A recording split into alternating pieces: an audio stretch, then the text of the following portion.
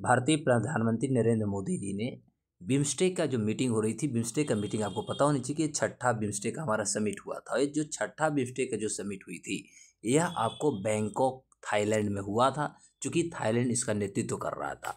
और ये छठे जो बिम्स्टेक का जो भी समिट हुआ था, जो 4 अप्रैल को हुई थी, यानी 2 दिवसीय 4 और 5 अप्रैल कहेंगे होगा। उसके बाद भारतीय प्रधानमंत्री जो थे श्रीलंका की यात्रा पर चले जाते हैं, जहाँ पर नरेंद्र मोदी को श्रीलंका के सर्वोच्च सम्मान जो था, वह सर्वोच्च सम्मान से इनको अनुग्रहित की जाती है, इनको सम्मानित की जाती है।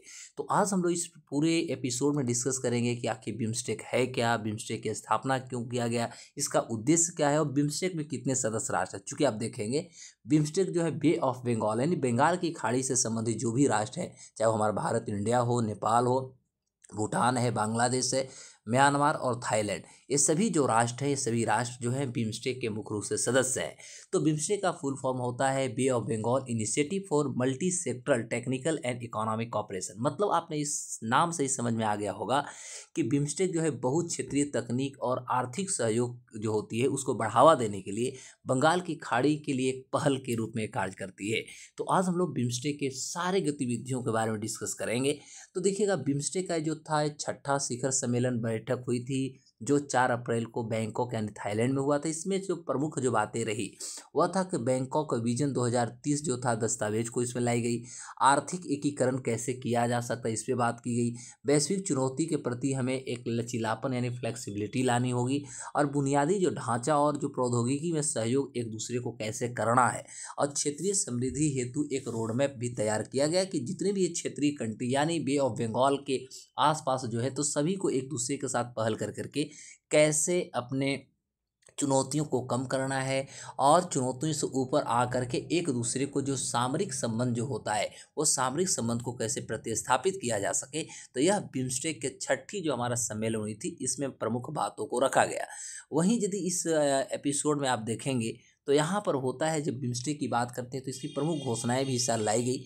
जैसे घोषणा में बिम्स्टेक के उत्कृष्ट केंद्र के रूप में लाया गया, मतलब इसको सर्वोच्च केंद्र बनाया जाएगा। अर्थात चाहे वो हमारा आपदा प्रबंधन हो, यानी हम कह सकते हैं कि जो डिजास्टर मैनेजमेंट होती है, उसके बाद सतत समुद्री परिवहन होता है, पारंपरिक चिकित्सा, कृषि में शोध और प्रशिक्षण को बढ़ावा दिया जाएगा।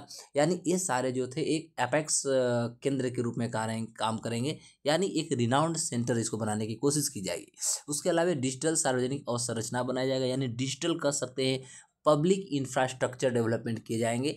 उसके बाद जो हमारा सर्विस जो कंट्रीब्यूशन या डिस्ट्रीब्यूशन होगा, उसमें सुधार करके पायलट अध्ययन प्रस्तावित किया, यानी पायलट प्रोजेक्ट पर काम किए जाएंगे। वहीं दूसरा बात किया जाए तो चूंकि आप देखेंगे तो इसमें जो भी सदस्य राष्ट्र हैं, जिसमें नेपाल देखेंगे, भूटान है ना, म्यांमार है और थाईलैंड है। इसमें से टोटल 7 सदस्य देशों में से 4 देश जो हैं, यह मुख्य रूप से बुद्ध कंट्री यानी बुद्धिस्ट को स्वीकार या बुद्धिस्ट धर्म को पालन करने वाले राष्ट्र हैं। इसलिए बोधि कार्यक्रम भी लाई गई, यानी BIMSTEC open source development and human infrastructure को पूरा हुआ नाम, इसका शॉर्ट हुआ बोधि। और उसके बाद इसमें ट्रेनिंग, स्कॉलरशिप और क्षमता निर्माण पर भी बात किए गए हैं। ठीक है, तो ये सारे जो थे इसमें एक बहुत बड़ी कार्य। उसके अलावा थर्ड जो इसमें सबसे इंपॉर्टेंट बात हुआ, वह हुआ कि सब लोग मिल करके कैंसर देखभाल क्षमता निर्माण की, क्योंकि कैंसर जिस तरह से पूरे अंतर्राष्ट्रीय स्तर पर एक चुनौती बनते जा रहा है, एक बहुत बड़ी वैश्विक चुनौती बनते जा रहा है, इससे आखिर कैसे बचा जाए। क्योंकि बे ऑफ बंगाल के जितने भी ये सारे राष्ट्र हैं, सारे विकासशील राष्ट्र हैं, यानी कह सकते हैं सभी के पास चुनौतियाँ जो लगभग एक समान देखने को मिलता है।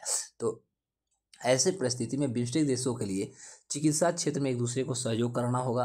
बिम्स्टेक वाणिज्य मंडल और व्यवसाय शिखर सम्मेलन करनी होगी, और क्षेत्रीय आर्थिक सहयोग को बढ़ावा देने के लिए एक वार्षिक आयोजन यानी बैठक भी करने होंगे। लोगों, अब इसमें होता है कि जो हमारा बिम्स्टेक का शिखर सम्मेलन होता है, इसमें लोगों से लोगों के बीच में संपर्क यानी connectivity among people to people करने की बात हुई, जिसमें कि कहा गया कि 2025 में बिम्स्टेक एक एथलेटिक्स मीट भी किया जाएगा, यानी एथलेटिक्स जो खेल होते हैं ऐसा कराया जाए जिससे कि एक दूसरे देशों के बीच में सहभागिता बनी रहेगी, साथ ही साथ कह सकते हैं कि एक दूसरे के बीच में कनेक्शन बना होगा, कनेक्टिविटी बनेगी। प्रथम बिम्स्टेक खेल 2027 में किया जाएगा। 30वीं वर्षगांठ भी समारोह मनाई जाएगी। पारंपरिक संगीत महोत्सव का भी आयोजन करने की बात हो रही। युवा नेताओं का भी शिखर सम्मेलन किया जाए, जिसको आप युवा कांग्रेस भी आप कह सकते हैं। और हैकाथन व युवा पेशेवर आगंतुक कार्यक्रम होंगे, यानी गेस्ट को बुलाए जाएंगे। मैं आपको बता दूं कि पांचवा तो छठा था ना, पांचवा जो शिखर सम्मेलन हुई थी ये कोलंबो श्रीलंका में आयोजित किया गया था, ये याद रखिएगा। अब होता है बिम्स्टेक के बारे में थोड़ा हम लोग परिचय दें। तो बिम्स्टेक का फुल फॉर्म क्या होता है, तो देखेंगे bay of Bengal initiative for multi sectoral technical and economic cooperation होती है। इसका परिचय यह है कि यह एक क्षेत्रीय संगठन है, पहले याद रखिएगा। यह एक रीजनल ऑर्गेनाइजेशन जो कि बंगाल की खाड़ी से जुड़े जितने भी देश हैं उनके बीच में जो बहुआयामी तकनीक और आर्थिक सहयोग जो होती है इसी को बढ़ावा देने के लिए बिम्स्टेक जैसे शब्दों का निर्माण। लेकिन पहले बिम्स्टेक नहीं था, आज बिम्स्टेक, पहले बिस्टेक था, तो उस पर भी हम डिस्कस करेंगे। तो 1997 में बैंकॉक यानी जो थाईलैंड है, तो बैंकॉक में घोषणा पत्र आई थी और उसी की घोषणा पत्र की स्थापना के साथ बिस्टेक आया था। बिस्टेक का मतलब होता है, इसमें पहला बांग्लादेश था, इंडिया, श्रीलंका और थाईलैंड, ये 4 देश मिल करके इकोनॉमिक कॉपरेशन जो थी इसको बढ़ावा देने के लिए स्थापित किए थे। वहीं 1997 में म्यांमार की सदस्यता इसमें भी आ गई। म्यांमार भी 97 में ही सम्मिलित होता है। तो जैसे सम्मिलित होता है तो इसमें नाम अब हो गया बिम्स्टेक, यानी जब तक म्यांमार सम्मिलित नहीं हुआ था तब तक था बिस्टेक। और 2004 में इसमें नेपाल और भूटान को भी सदस्यता दे दी गई। अब ये कंप्लीट हमारा बिम्स्टेक से काम कर रही है। और अभी वर्तमान में इसके 7 सदस्य हैं, पहला बांग्लादेश, दूसरा भूटान, तीसरा भारत, चौथा म्यांमार, पांचवा नेपाल, छठा श्रीलंका और सातवां थाईलैंड। आपसे इसमें से क्वेश्चन हो सकते हैं, पूछा जा सकता है, ठीक है। ये पूछा जाएगा कि बिम्स्टेक में इनमें से कौन से सदस्य नहीं है, ठीक है। तो इसमें मलेशिया अक्सर ऑप्शन दे देगा, जो मलेशिया इसका नहीं ऑप्शन में आएगा, तो याद रखिए मलेशिया अक्सर ऑप्शन में दे देता है एग्जाम में। अब इसका मुख्य उद्देश्य क्या रहा, तो बंगाल की खाड़ी के क्षेत्र में हमें कनेक्टिविटी को बढ़ावा देना होगा। उसके बाद जो हमारा विकासात्मक जो साझेदारी होगा उसको हम और इनकरेज करेंगे, और आर्थिक, तकनीक, सामाजिक, सांस्कृतिक सहयोग को मजबूत करने के मेन लक्ष्य हैं, जो उद्देश्य है, इसके साथ आगे बढ़ाया जाएगा। और मैं आपको बता दूं बिम्स्टेक का जो हेडक्वार्टर है वो बांग्लादेश के ढाका में है, ठीक है। और यहीं पर मैं बता दूं कि जब से बांग्लादेश के एक प्रधानमंत्री यानी कह सकते हैं यूनुस बने हैं, तो यूनुस को बनने के बाद चूंकि आपको पता है कि बांग्लादेश में हिंदुओं यानी माइनॉरिटी के साथ क्या स्थितियां पैदा हुई है, तो भारतीय प्रधानमंत्री नरेंद्र मोदी जो है इसी बिम्स्टेक सम्मेलन में इन्होंने एक आवाज़ भी उठाया है मोहम्मद यूनुस के सामने कि भाई आप हिंदुओं पर जो अतिक्रमण हो रहा है, शोषण जो हो रहे हैं, आपके यहाँ जो हमला हो रहे हैं, इस पे आप नियंत्रण कीजिए। तो ये भारतीय प्रधानमंत्री नरेंद्र मोदी जी के द्वारा ये शब्द और ये वर्ड जो था, एक कहीं न कहीं बिम्स्टेक के मीटिंग में ही बांग्लादेश के सामने एक चुनौती के रूप में भी उठा दिया गया है। और आई थिंक बांग्लादेश इस बातों को बहुत अच्छे से मानेगा, क्योंकि नहीं मानेगा तो आने वाले समय में इसको ही चुनौतियों का सामना करना पड़ सकता है दोस्तों। तो आप अंतिम तक देखें और ज़्यादा से ज़्यादा दोस्तों को इसको शेयर भी जरूर करें।